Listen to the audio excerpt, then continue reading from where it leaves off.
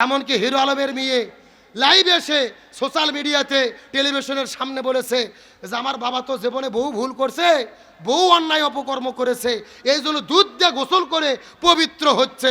আপনাদের এই বগুড়ার হিরো আলমকে চেনেন না?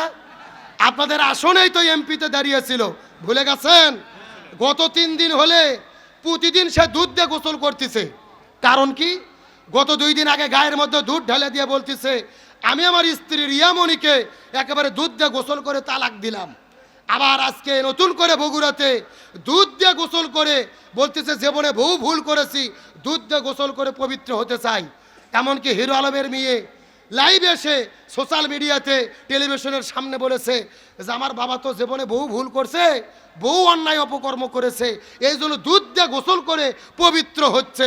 এখন জোরে বলেন, দুধ দিয়ে গোসল করলে কি অন্যায় অপকর্ম থেকে পবিত্র হওয়া যায়? আল্লাহ বলছেন তুবু ইলাল্লাহ তাওবাতান নাসুহা, যদি অন্যায় থেকে মাপ পেতে চাও তওবা করতে হবে কার কাছে? আর এরা দুধ দিয়ে গোসল করে করে বলতিছে গুনাহ থেকে মাপ চাচ্ছি। দুধ দিয়ে গোসল করা এগুলো হলো হিন্দুদের সংস্কৃতি। আপনারা দেখবেন পুজোর দিনে ঠাকুরের গায়ে দুধ দেয়, পাথরে দুধ দেয়, বটের গাছের নিচে দুধ দেয়, এগুলো হিন্দু ভাইদের সংস্কৃতি, তারা তাদের ধর্ম পালন করবে, আমাদের কোনো আপত্তি নেই। কিন্তু কোনো মুসলমান যদি দুধ দিয়ে গোসল করে পবিত্র হওয়ার ঘোষণা দেয় পরিষ্কারভাবে, এটা শিরিক ছাড়া আর কিছু হতে পারে না। সারা জীবন ভণ্ডামি করে আজকে দুধ দিয়ে গোসল করে পবিত্র হতে চাচ্ছ, এগুলো নতুন করে নাটক শুরু করেছে। সোশ্যাল মিডিয়াতে নাটক সিনেমা চলতেছে না, এই দুধের নাটক তারা শুরু করেছে। আমরা বলতে চাই এদের পাবনা পাগলাগারোতে নিয়ে গিয়ে চিকিৎসা করা দরকার, আর মিডিয়া তাদের পেছনে ঘোরে। আমরা বলতে চাই পাগলের পেছনে ঘুরেন না, এর পেছনে সময় দিয়ে কোনো লাভ নাই, একে পাবনা পাগলাগারোতে চিকিৎসা দেওয়া দরকার। প্রশাসন সেখানে কোনো বাধা দেয় না, আর আলেমদেরকে হক কথা বললেই বাধা দেওয়া হয়। কথা বলে না কেন? এমনকি জেলা প্রশাসক ওই কুষ্টিয়া জেলার সব গুরুত্বপূর্ণ ব্যক্তিদেরকে ডেকেছে। তখন একটা ওই গাঞ্জা আপনার ওই লালনের মাজারের যে একটা ভক্ত, এক বুড়ো চাচা বলতেছে স্যার গাঞ্জা যদি বন্ধ করে দেন তাহলে ওখানে 30 জন লোকও খুঁজে পাওয়া যাবে না। কথা কি বুঝেছেন? তার মানে বোঝা গেল ওখানে লালনের জন্য কেউ যায় না, মূলত সবাই যায় গাঞ্জা টানার জন্য। সুতরাং সরকারকে বলবো প্রকাশ্য দেবালোকে যেখানে গাঞ্জার আসর চলে, ইন্নামাল খমরু ওয়াল মাইসির ওয়াল আনসাব ওয়াল আজলাম রিজসুম মিন আমালিশ শাইতান ফাজতানিবুহু লাআল্লাকুম তুফলিহুন। আল্লাহ বলতেছে মদ, জুয়া, নিশাদ্রব্য, মূর্তি পূজা, ভাগ্য নির্ধারক সব কিছুকে হারাম করেছেন কে? সুতরাং 90% মুসলমানের দেশে প্রকাশ্য দেবালোকে গাঞ্জার আসর হবে, এটা চলতে দেওয়া যাবে না। এই গাঞ্জার আখড়াকে বন্ধ করে দিতে হবে। আমাদের যুবক যুবতী ছেলে মেয়ে প্রকাশ্যে নিশা করে ক্ষতির দিকে চলে যাবে, এটাকে আমরা মেনে নিতে পারি? আসেন আলোচনা করতেছিলাম, বলুন তো এই যে জিকির বাংলাদেশে করে, এই জিকির পার্টির কি কোনো বিপদ বাংলাদেশে আছে? জোরে বলেন আছে? আচ্ছা বলেন তো বাংলাদেশে নামাজ পড়লে কি কোনো বিপদ হয়? কথা বলেন ভাইরে, নামাজ পড়লে কোনো বিপদ হয়? হজ করলে বিপদ হয়? যাকাত দিলে বিপদ হয়? একটা মাত্র ইবাদত বাংলাদেশে করলে বিপদ হয়। আপনারা কি গবেষণা করে বলতে পারবেন ওটা কোন ইবাদত? ভালো করে বোঝার চেষ্টা করেন। এই বাংলাদেশ 90% মুসলমানের দেশ, এই দেশে নামাজ পড়লে বিপদ হয় না, হজ করলে বিপদ হয় না, যাকাত দিলে বিপদ হয় না, জিকির করলে বিপদ হয় না। এই দেশের ভেতরে তারাই বিপদের মধ্যে পড়েছে যারা জমিনের ভেতরে কোরআন বিজয়ের আন্দোলন করেছে। আর এই জন্যই আল্লাহর কাছে সবচাইতে প্রিয় কোরআন বিজয়ের আন্দোলন করা। সুবহানাল্লাহ বলেন। গভীর মনোযোগ লক্ষ্য করুন। আমাদের নবীজি রমজান মাসে 16 দিন রোজা রেখেছে। জোরে বলেন কয়দিন? 17 রমজান সকালবেলা নবীজি রোজা ভেঙে ফেললেন, খেজুর খাইলেন, পানি খাইলেন, সাহাবীদেরকে বললেন তোমরাও রোজা ভেঙে ফেলো। একজন সাহাবী বলতেছে ইয়া রাসূলুল্লাহ এটা কেমন কথা বললেন? আপনি তো 3 দিন আগে ওয়াজ করেছেন একটা রোজার এত দাম, ইচ্ছা করে যদি কেউ একটা রোজা ছেড়ে দেয় লাগাতার 3টা রোজা রাখতে হবে, আবার যদি 60টা রোজা রাখতে হবে, আবার যদি একটা রোজা ছেড়ে দেয় আবার লাগাতার 60টা রোজা রাখতে হবে, আপনি কেন রোজা ছাড়তে বললেন? রাসূল বলতেছে বেশি বোঝার চেষ্টা করো না, ওয়া মা আতাকুমুর রাসূলু ফাখুযুহু ওয়া মা নাহাকুম আনহু ফান্তাহু। আমি নবী যা বলি তা তোমরা করো, যা করতে নিষেধ করি তা থেকে দূরে থাকো। আমি এখন আবু জেহেল মদিনে আক্রমণ করেছে, আর বসে থাকা যাবে না, এখন আবু জেহেলের মোকাবেলা করতে হবে। আল্লাহু আকবার বলেন। তার মানে বোঝা গেল রোজা রাখা ইবাদত, তবে রোজার চাইতেও দামি ইবাদত হলো এই জমিনের ভেতরে কোরআন বিজয়ের আন্দোলন করা। আমার প্রিয় বন্ধুগণ, মুসলমান ভাইরা, গভীর মনোযোগ লক্ষ্য করুন, কোনো দিকে তাকাতাকি নাই। সর্বশেষ একটা দৃষ্টান্ত দেওয়ার পরে আলোচনাটা শেষ করার চেষ্টা করব।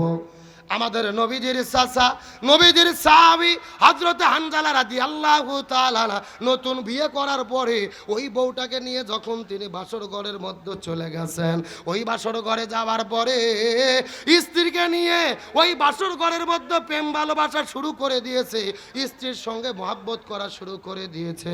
কিছুক্ষণ পরে লক্ষ্য করে দেখা গেল ওই বাসর ঘরের বাইরে থেকে, রাস্তার মধ্য থেকে কে যেন চিৎকার করে ডেকে ডেকে বলে, কুতিলা মুহাম্মদ, কুতিলা মুহাম্মদ। মুসলমানদের নবী জমিন থেকে বিদায় নিয়ে চলে গেছে।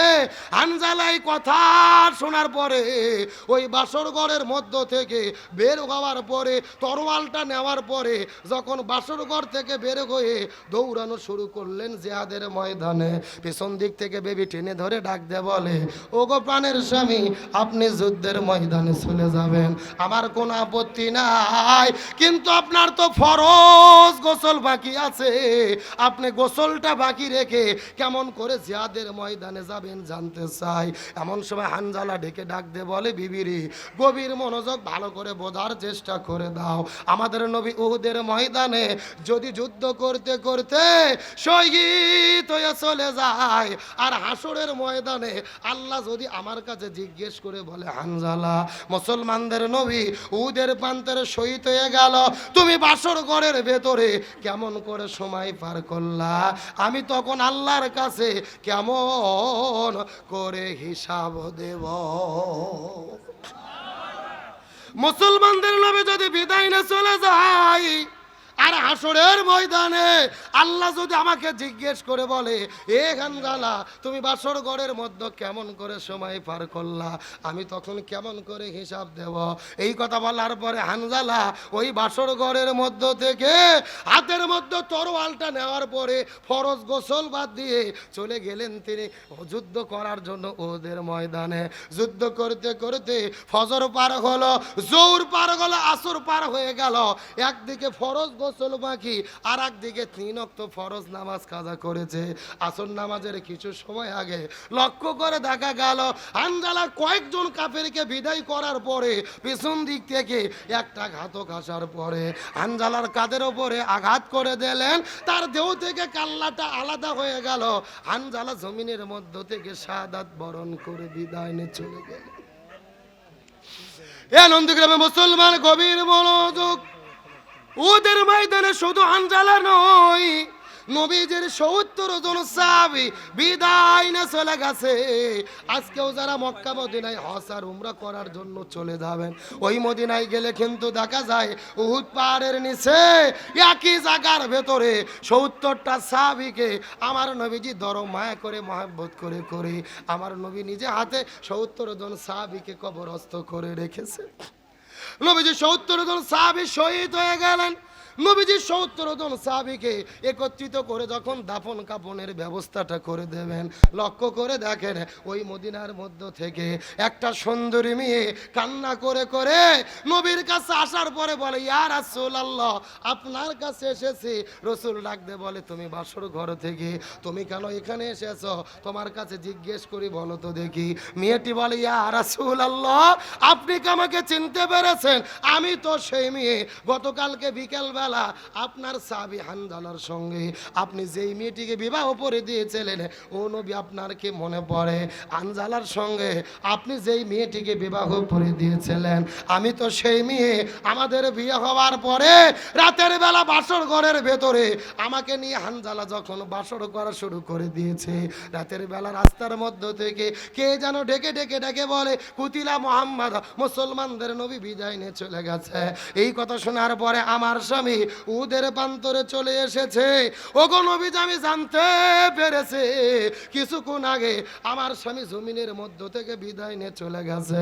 ইয়া রাসূলুল্লাহ আপনি ভুল বুঝবেন না, আমার স্বামী বিদায় নিয়ে চলে গেছে, এই জন্য আমি কান্না করি না। আমার কান্না করার কারণ হলো আমার স্বামীর ফরজ গোসল বাকি ছিল, আপনি একটু আমার স্বামীর জন্য গোসলের ব্যবস্থাটা করে দেবে। এ নন্দীগ্রামের মুসলমান গভীর মনোযোগ, আমার স্বামী জমি থেকে বিদায় নিয়ে চলে গেছে, কিন্তু আমার স্বামীর ফরজ গোসল বাকি আছে, আপনি একটু আমার স্বামীর জন্য গোসলের ব্যবস্থাটা করে দেবেন। তার কোন ইসলামী শরীয়তের বিধান হলো কোনো মানুষ যদি দিন কায়েমের আন্দোলন করতে গিয়ে শহীদ হয়ে বিদায় নিয়ে চলে যায়, এদেরকে কাপনের কাপড় পরানোর দরকার হয় না, এদের জন্য গোসল করানোর দরকার হয় না। আল্লাহ বলেছেন ইয়া রাসূলুল্লাহ এই জমিনের ভেতরে দিন কায়েমের আন্দোলন করতে গিয়ে জীবন দিয়ে যারা জমিন থেকে বিদায় নিয়ে চলে যাবে, এই সমস্ত মানুষগুলোকে রক্তমাখা জামা নিয়ে আপনি কবরে দাফন করে দেবেন। এই মানুষগুলো হাসরের ময়দানে ওই রক্তমাখা জামা নিয়ে শহীদদের মর্যাদা নিয়ে আল্লাহর কাছে দাঁড়ায়া যাবে। লিল্লাহি তাকবীর। আমি নবী না চিনিলাম কি ভুল করিলাম, আমি নবী না চিনিলাম কি ভুল করিলাম, ভসমে ঢালিলাম ঘি, মানুষ হইয়া জন্ম লইয়া মানুষের করিলাম কি, আমি মানুষ হইয়া জন্ম লইয়া মানুষের করিলাম কি। এ নন্দের মুসলমান গভীর মনোযোগ লক্ষ্য করুন, আমার স্বামী জমিনের মধ্য থেকে বিদায় নিয়ে চলে গেছে, কিন্তু আমার স্বামীর একটু ফরজ গোসল বাকি আছে। তার মানে বোঝা গেল ইসলামী শরীয়তের বিধান হলো পবিত্র হওয়ার জন্য কি করতে হয়। এ জোরে বলেন কি করতে হয়? আমরা পবিত্র হওয়ার জন্য ওযু করি, গোসল করি, কোনো টেনশন নাই, খিচুড়ি হয়ে গেছে। যারা দাঁড়িয়ে আছেন বসে পড়েন, শেষ কথা। আবার বলতেছে 5 মিনিটে কি রে? হ্যাঁ বসেন, এ আমার দিকে লক্ষ্য করেন। তাহলে গোসলের পবিত্র হওয়ার জন্য কি করতে হয়? আচ্ছা বলেন তো, গোসল কি পানি দিয়ে হয় নাকি দুধ দিয়ে হয়? আপনাদের এই বগুড়ার হিরো আলমকে চেনেন না? আপনাদের আসনেই তো এমপিতে দাঁড়িয়েছিল, ভুলে গেছেন? গত 3 দিন হলে প্রতিদিন সে দুধ দিয়ে গোসল করতেছে। কারণ কি? গত 2 দিন আগে গায়ের মধ্যে দুধ ঢেলে দিয়ে বলতেছে আমি আমার স্ত্রী রিয়ামণিকে একেবারে দুধ দিয়ে গোসল করে তালাক দিলাম। আবার আজকে নতুন করে বগুড়াতে দুধ দিয়ে গোসল করে বলতেছে জীবনে বহু ভুল করেছি, দুধ দিয়ে গোসল করে পবিত্র হতে চাই। এমনকি হিরো আলমের মেয়ে লাইভ এসে সোশ্যাল মিডিয়াতে টেলিভিশনের সামনে বলেছে যে আমার বাবা তো জীবনে বহু ভুল করছে, বহু অন্যায় অপকর্ম করেছে, এই জন্য দুধ দিয়ে গোসল করে পবিত্র হচ্ছে। এখন জোরে বলেন, দুধ দিয়ে গোসল করলে কি অন্যায় অপকর্ম থেকে পবিত্র হওয়া যায়? আল্লাহ বলছেন তুবু ইলাল্লাহ তাওবাতান নাসুহা, যদি অন্যায় থেকে মাপ পেতে চাও তওবা করতে হবে কার কাছে? আর এরা দুধ দিয়ে গোসল করে করে বলতিছে গুনাহ থেকে মাপ চাচ্ছি। দুধ দিয়ে গোসল করা এগুলো হলো হিন্দুদের সংস্কৃতি। আপনারা দেখবেন পুজোর দিনে ঠাকুরের গায়ে দুধ দেয়, পাথরে দুধ দেয়, বটের গাছের নিচে দুধ দেয়, এগুলো হিন্দু ভাইদের সংস্কৃতি, তারা তাদের ধর্ম পালন করবে, আমাদের কোনো আপত্তি নেই। কিন্তু কোনো মুসলমান যদি দুধ দিয়ে গোসল করে পবিত্র হওয়ার ঘোষণা দেয় পরিষ্কারভাবে, এটা শিরিক ছাড়া আর কিছু হতে পারে না। সারা জীবন ভণ্ডামি করে আজকে দুধ দিয়ে গোসল করে পবিত্র হতে চাচ্ছ, এগুলো নতুন করে নাটক শুরু করেছে। সোশ্যাল মিডিয়াতে নাটক সিনেমা চলতেছে না, এই দুধের নাটক তারা শুরু করেছে। আমরা বলতে চাই এদের পাবনা পাগলা গারোতে নিয়ে গিয়ে চিকিৎসা করা দরকার, আর মিডিয়া তাদের পেছনে ঘোরে। আমরা বলতে চাই পাগলের পেছনে ঘুরেন না, এর পেছনে সময় দিয়ে কোনো লাভ নাই, একে পাবনা পাগলা গারোতে চিকিৎসা দেওয়া দরকার। হুজুগের বাঙালি হয়েন না। তাহলে শেষ কথা বলি, গোসল করতে গেলে, পবিত্র হতে গেলে কি দিয়ে গোসল করতে হবে? শেষ কথা, গভীর মনোযোগ। আমার নবীজির কাছে হানজালার স্ত্রী বলেন দয়া করে গোসল করে দেন। নবীজি সাহাবীদেরকে বললেন, হানজালাকে খুঁজে বের করো। হানজালাকে কোথাও খুঁজে পাওয়া যায় না। নবী সিজদার মধ্যে চলে গেলেন, আল্লাহর কাছে দোয়া করে বলে, আল্লাহ হানজালার লাশের সন্ধান দেন, হানজালাকে খুঁজে পাওয়া যায় না। কিছুক্ষণ পরে নবী লক্ষ্য করে দেখে আকাশ থেকে ঝিরঝির করে পানি পড়ে। নবীর টেনশন আরো বেড়ে গেল, আকাশের মধ্যে মেঘ নেই, কোথায় থেকে বৃষ্টি পড়ে।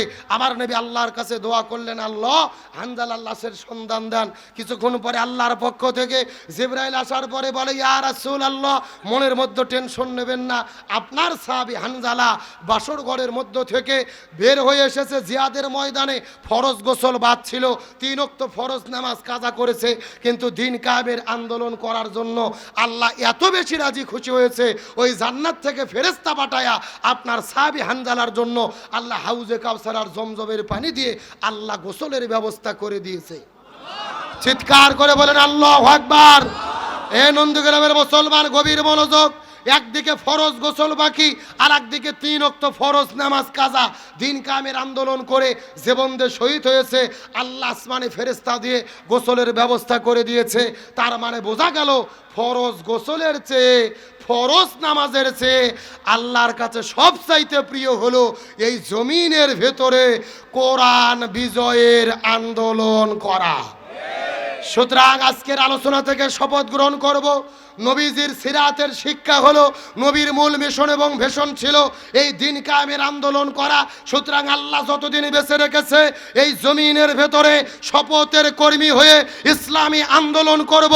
এই জমিনে আল্লাহর কোরআনকে বিজয় করার জন্য মৃত্যু পর্যন্ত কাজ করে যেতে কারা কারা রাজি আছেন? দুটি হাত আল্লাহকে তুলে দেখান।